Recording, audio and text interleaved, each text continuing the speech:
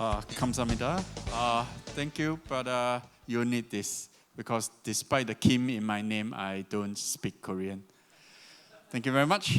Okay, as you know, the Chinese have this belief that the number 8 is a lucky number. Now, if they have put that belief into their investment fund, they would have lost money, a lot of money. Because in 98, we had the Asian crisis. 2008, we have the global crisis. And last year, 2018, we have the start of a global trade war. So all in, the number 8 isn't very correlated with financial returns. But anyway, as our speakers all have mentioned, there's a lot of news these days on the trade war front, on the geopolitical front, and many other fronts. And amidst all this news, I think we can easily get lost because every day there'll be some news coming in and our moods may come up and go down with as the news flows come out. But as an analyst, I can't afford to keep reacting to every news that comes out because the people who re-rate will be very unhappy if we keep adjusting their ratings up and down. So I have to focus on the few things that I really care about amidst all these things. And the few things that I really care a lot about are three. One is the state of the Chinese economy, because a lot of the growth generated in Asia is actually coming out of China, and a lot of other economies outside of China depends on Chinese growth to pull their exports, their tourism sector, and all in their financial sector as well. Now, the second thing I'm very concerned about is also the supply chain in the manufacturing sector. As you know, East Asia is the major hub of manufacturing activities in the world. And how this trade war can affect the distribution of these production facilities, I think, has impact not just for China and the US, but also for the other countries who are involved in the value chain in manufacturing. Now, finally, I'm also concerned about what these news have for capital flows, because quite a number of countries that we rate in Asia Pacific are dependent on external funds for financing their investment. If capital flows were to reverse in a quick way, then they will suffer significantly. Okay, first one, growth of China. Now, I'm not too concerned about the short-term impact of the global trade war on China's economy. Why? Because as we have seen over the past 2 to 3 decades, China's growth has increasingly become less and less dependent on exports. Today, we have China's exports to GDP being less than 50%, and in fact, even less than Japan and India today. Which is to say that a large part of what's happening in the trade fronts has a lot of noise, has a lot of effects on sentiments, but if you're talking about direct impact of slower exports on Chinese growth, then you don't have to worry too much. If you're Hong Kong, Singapore, Vietnam, Taiwan, then you have to worry a bit more if the measures were targeted at you. But I don't lose too much sleep over that because these are not the countries that the US is targeting. The US is unlikely to heave or put on a great deal more tariffs on these measures, on these other countries in the short term. I may have to worry a bit more in the future, but not now at least. Their big worries today is still that China slowed very sharply. Now, another company that is frequently in the news, and I think mentioned by my colleague previously, is Huawei. Now, I know in a place like Korea, I have to talk about Huawei because every time something happens to Samsung, good or bad, people start writing lots of articles about what will happen to the Korean economy. Now, I want to assure you that no matter what happens to Huawei, we won't have to worry too much about the Chinese economy. Well, firstly, because Huawei is a smaller company than Samsung. And secondly, the Chinese economy is a much larger economy than Korea. Total revenue out of Huawei last year was less than 1% of China's GDP. And you consider the value add, which really is more relevant for GDP, it is actually a lot less. So no matter what happens to Huawei, I'm not too worried about overall Chinese growth. Now, what is Huawei all about then? Now, just now, my colleague, Mr. Lee, talked about the technological war. I think that is not quite the correct way to look at it either, because in a war, you shoot at your enemy, and you always shoot at your enemy. In the case of the US, as you can see, they are shooting at Huawei. But if you read the papers today, they're also shooting at Google, Amazon, and whoever is big enough to have antitrust issues in the US. No, I think the key concern with regards to Huawei is that in the West, the regulatory regime towards technology companies, I allow you to thrive as much as you can until the point where you grow too big, then I have to worry about regulating you. In China's case, as someone mentioned earlier, especially in the master plan for manufacturing 2025, if you are successful, if you grow bigger, I support you. And you have more potential to grow even bigger, I support you even more. And therefore, the concern from a regulators of the West point of view is that if these trends towards attitudes towards different their respective technology companies were to persist, then in a matter of 20, 30 years, all the best technology will be coming out of big companies on the other side of the wall, not our side. And that I think, is a key concern. But as far as a direct impact on China growth, I'm not so worried. Now, what is the impact on Chinese growth, and what is really dragging down Chinese growth? We know that China's growth will likely slow this year. If it is not a big, if there's no big impact from exports, then why would China growth slow? It's mainly because of the uncertainties created by these trade tensions. If you are likely to be targeted, you're already being targeted by the US, and the US is the world's largest source of technology and the largest source of consumer demand, then you have to worry that if I put too much capacity in China, then I may not be able to sell a lot of my exports goods to the US at some point. And therefore, even if you don't think that future US presidents will be equally hawkish on China, you would not want to put your investment in China today. At worst, you'll maintain your level of operations. Most probably, you have to downsize a bit, but you will not want to put it there, especially if the trade tensions continue. And that's where we see the weakness in the Chinese growth. Now, despite the fact that the Chinese government has been pumping a lot of money into public sector investment in the first quarter, you can see that growth of Chinese investment contributing to GDP has been the lowest in many years. And in fact, if you look at the contribution of exports, it's actually been increasing, contrary to what you would have expected in a trade war scenario. But even there's bad news. It is true that in the first quarter of 2019, Chinese exports did grow a bit. But the reason why the net export has been a contributor to GDP growth has been because imports has been falling very sharply. Imports are falling because investor sentiments are weaker, consumer sentiments are weaker, and therefore people are stocking up less on inventory. And this is not likely to be a sustainable source of growth going forward, because at some point your inventory will fall to a relatively low level, and therefore you will not cut anymore, and therefore that contribution to GDP growth will decline. So at some point you will have to see even the trade accounts starting to exert a negative impact on Chinese growth. But again, as I said, China is a very big economy. Trade is not a big part. We're not too worried about the actual impact on Chinese growth. And in fact, even if the US manages to severely curtail the flow of technology to China from the US, the fact is, if Chinese reforms continue to roll on, we will not worry too much about Chinese long-term growth. Why? Because today, as of today, many parts of China are far behind the technological frontier. If you travel around China, you'll see that there are many, many places where it is still relatively backward.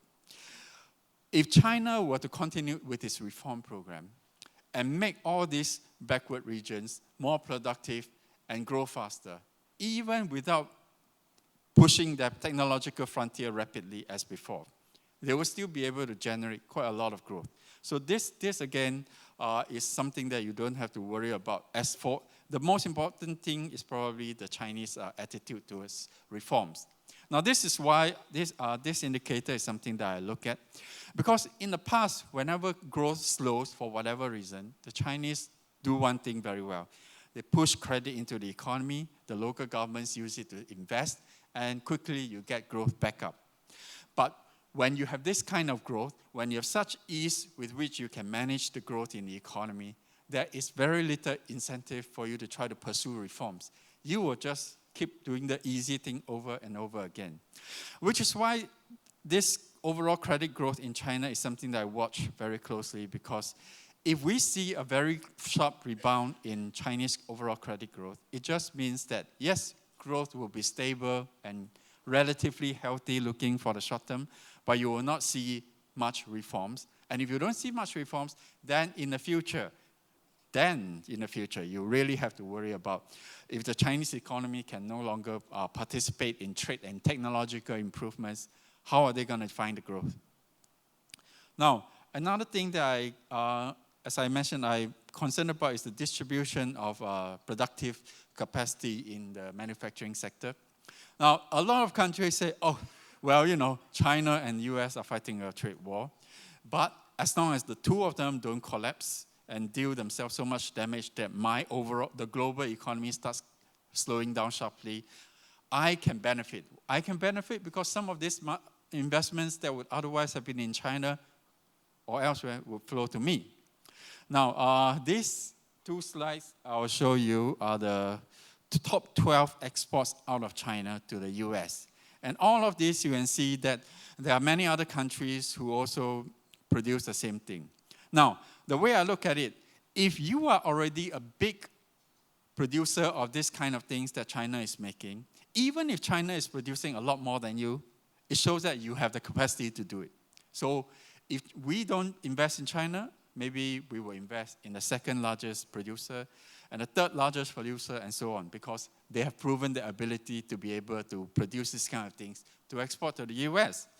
Now, if you look at the pie charts in these two slides carefully, quite a lot of countries seem to come back again and again, like Vietnam, Mexico, Thailand, sometimes Malaysia, Japan.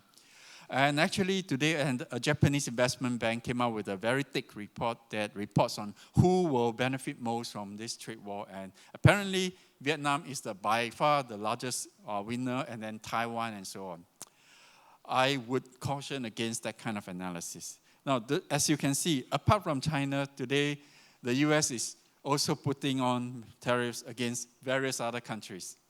In Europe, in Mexico, and yet, a few days ago, it removed the GSP status for the Indian exporters, even though India really exports very little to the US. Now, this is to say that, at least for the moment, the US is really, really concerned about the trade balance with individual countries. Now, all the countries that I've listed are all just in the past few pie charts in this chart. All of them run pretty big current account surpluses with the US. Now, no one comes anywhere close to China. But I can tell you this, when people start moving their activities out of China, all the other surpluses will increase. Because today, China is the end production base for a lot of components from Korea, Japan, and so on. Essentially, all of these countries' surpluses with the US are registered as Chinese trade surplus with the US. So when they move away, all these surpluses will go back to wherever country they first came from. So I would not think that if I were a manufacturer, I look at all this and I say, oh, I'll put my production in Vietnam, because Vietnam is a really great place to produce, because Vietnam already runs a very large surplus against the US. Now, the last thing that I'm a bit concerned about is, of course, the potential for sharp reversal of capital flows globally. Now, today, we have a situation where the US economy is expected to slow down. And that is good for emerging markets as a whole, because whenever US rates are cut, usually people don't worry so much about emerging markets. They don't usually pull out money to a great extent. Contrary to this, previously when the US rates were expected to go up, we saw a lot of money being pulled out of emerging markets, and which is why some of these are already in trouble. And some of these in trouble are those who are most indebted or to foreigners. Oops, sorry. These are Bangladesh, Pakistan, Sri Lanka, all three, and Mongolia. All few of them are under IMF programs or about to. So yes, they are under kind of risk, but because there's the IMF to backstop them, unless the pressure becomes extreme, I don't think they could get worse. In any case, from my point of view, I'm not too worried about the downside because all the ratings are in the single B category and, of course, really low already. Now, what I'm more concerned about are those people in the middle here. And one of these in this region is Indonesia, because Indonesia at the moment has quite a strong growth story. But that strong growth story also means that the government is investing in infrastructure and the companies are investing a lot in their machineries in order to take advantage of the strong demand in order to continue growth. Now, this is a good thing, except that Indonesia doesn't generate a lot of domestic savings, so it borrows a lot from abroad. And this is why we have Indonesia right here in the middle. Now, this is a tricky place to be because if investors, international investors, believe that something is wrong somewhere else and decides to pull money out of Indonesia, then Indonesian funding rates could go up very quickly, and the investment story that a lot of people are counting on will no longer be the case. Now, in most other parts of Asia, I'm not too concerned because they are either net exporter of capital to the world or small borrowers. So in these cases, in most cases, we don't worry too much about the reversal of capital flows. Now, the concerns over some of these emerging markets are especially has grown bigger in recent years, mainly because this region, which used to be much dominated by bank lending, is now increasingly in the portfolio of international fund managers like BlackRock. So you can see that China now sells a lot of bonds internationally. Indonesia, like I mentioned, to a lesser extent, India and Philippines. In these cases, mostly, in India's case, mostly companies, and Philippines' case, mostly the government. So when you are a big issuer of international securities, the concerns about capital reversals are, of course, more important. Now, apart from selling in international markets, many adventurous investors are also going to the local currency bond markets in these countries. Now, in these cases, there is no currency mismatch, so you may think that the risk is less. But the fact is, when the money goes up, and there's a big gap to fill in terms of who will buy all these bonds that the foreign investors are selling, you still will see funding rates, interest rates go up. And at least in the short term, there's a significant volatility in financial markets, which, if handled poorly by the government, will cause even more panic and maybe even a crisis. Now, we have seen these are the so-called major markets where foreign investors invest in local currency government bonds. And you can see that in many cases, the swings in the value of bonds held by foreign investors go up and down according to either political or policy changes in these countries or outside of these countries. Now, the one thing I would like to highlight is, in the case of Indonesia, it has been extremely stable in the past few years. Now, it has been stable mainly because of this. The growth story in Indonesia is good.